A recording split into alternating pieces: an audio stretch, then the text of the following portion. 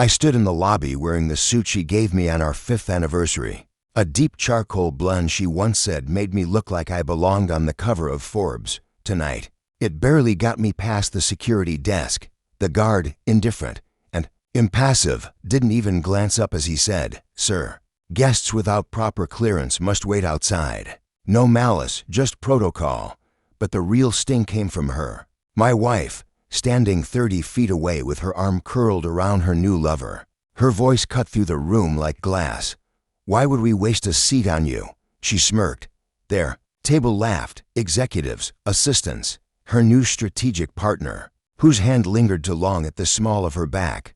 I stood there, uninvited, unnoticed, unnecessary. They had all underestimated me. She had. I scanned the ballroom, taking in the glittering facade. Every spouse seated proudly beside their partner, toasting with champagne and clinking crystal like the world was exactly as it should be. I pulled out my phone, typed for words, "Check your email now." I sent it to the CEO, then turned and walked out, closing the door behind me with the quiet finality of a man sealing a tomb. 7 years married, 10 together, we built everything side by side, or so I believed in the beginning. She was the one who believed in me before I did.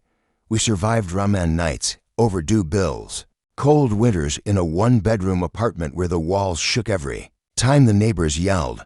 I watched her climb, not just because she was brilliant, though she was, but because she was relentless, magnetic, terrifyingly efficient in every boardroom. I supported her, quietly, proudly. She called me her anchor, her center, said we were a team. But it turns out, the ugliest lies often come wrapped in the warmest truths. It started with late nights at the office, then weekend meetings, then trips that didn't match her calendar, invites. I didn't snoop at first, but intuition whispers, then claws. One morning, she left her laptop open.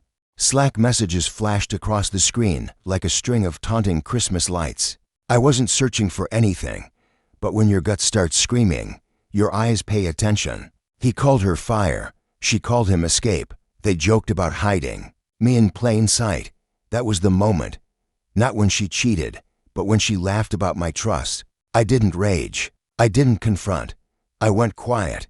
And while she laughed in his arms, I went to work. 6 months. That's how long I spent preparing. I documented everything. Messages, transactions, private meetings held during company hours.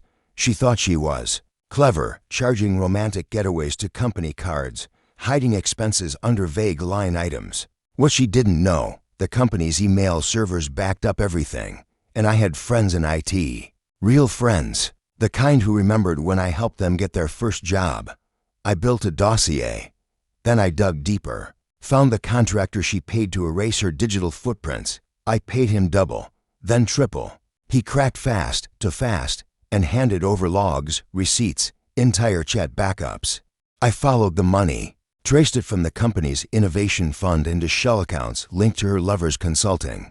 Firm embezzlement, clean, traceable, audit-ready. Then I made copies, printed, digital, encrypted. I waited. And tonight, the night of her big award, the night she thought the world was finally hers, I pulled the trigger. By the time I reached the parking lot, the CEO had seen the email. It took 43 seconds for my phone to ring. I didn't answer. I didn't need to. The ballroom doors burst open. The VP ran out first, heels pounding the marble like gunfire. Phone glued to her ear, panic twisting her face. 2 security guards followed, close behind. But they weren't looking for me. They were coming for her. I stood by my car, engine off, watching. She came out next, rushed at first, then slower, like her body suddenly remembered the weight of shame. Her heels sank into the lawn. She scanned the lot, searching for me. Her lover was nowhere in sight. For once, she looked small, hollow, speechless. No smirk, no defense. I didn't say a word. I got in the car, drove away, let the wreckage settle without me. In the days that followed, it all collapsed. The audit confirmed everything. Misappropriated funds, falsified contracts, collusion with an unregistered contractor. The consultant was blacklisted. Her promotion stripped.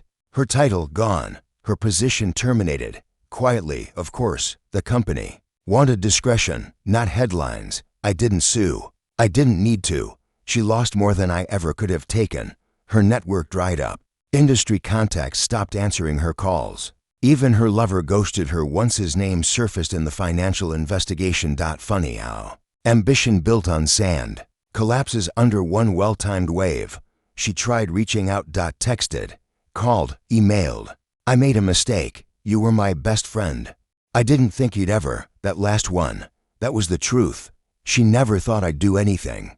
Because I was the quiet one, the supportive one, the man holding her coat outside the ballroom, always clapping from the shadows. She forgot. Silence isn't weakness. It's patience, and patience sharpens into precision. It's been 6 months since that night. I've moved to a new city, somewhere colder, cleaner. I sleep well, I eat better, and sometimes, when I hear the soft chime of a glass in a restaurant, I remember the sound of her laughter echoing in a ballroom where I stood alone.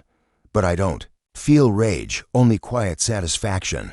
I never raised my voice, never threw a punch, never humiliated her in public.